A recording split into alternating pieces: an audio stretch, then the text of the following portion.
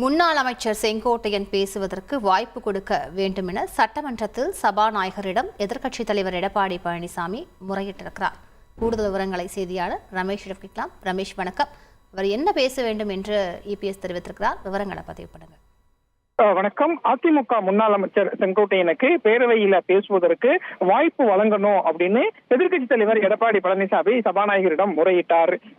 செங்கோட்டையன் எடப்பாடி பழனிசாமி மீது அதிருப்தியில் இருப்பதாக பல்வேறு தகவல்கள் வரக்கூடிய சூழல்ல செங்கோட்டையனுக்கு வாய்ப்பு வழங்கணும் அப்படின்னு எடப்பாடி பழனிசாமி சொன்னது முக்கியத்துவம் வாய்ந்த ஒன்றாக பார்க்கப்படுகிறது. குறிப்பாக இன்றைய பேரவை கூட்டத்தொடர்ல பள்ளி கல்வித்துறை தொடர்பான சில விவாதங்கள் நடைபெற்றது.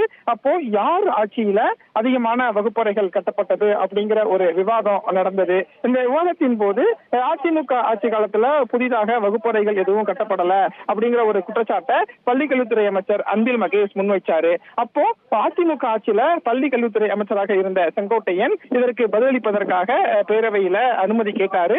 ஆனா அவருக்கு அனுமதி அப்படிங்கிறது கொடுக்கப்படல. எனவே எதிர்க்கட்சி தலைவர் எடப்பாடி பழனிசாமி சபாநாயகரிடம் செங்கோட்டையனை பேசுவதற்கு அனுமதிக்க வேண்டும் அப்படின்னு ஒரு 3-4 முறை முறையிட்டார். அப்பவும் முன்னாள் அமைச்சர் செங்கோட்டையனுக்கு பேசுறதுக்கான வாய்ப்பு அப்படிங்கிறது பேரவையில கொடுக்கப்படல. குறிப்பா செங்கோட்டையன் மற்றும் எடப்பாடி பழனிசாமி இடையே ஒரு கருத்து மோதல், ஒரு அதிருப்தி இருப்பதாக ஒரு தகவல் வெளியிருந்திருக்கக்கூடிய சூழல்ல செங்கோட்டையனுக்கு பேசுறதுக்கு வாய்ப்பு வழங்கணும் அப்படின்னு எடப்பாடி பழனிசாமி பேரவையில கேட்டதுதான் இப்ப முக்கியத்துவம் வாய்ந்த ஒன்றாக பார்க்கப்படுகிறது.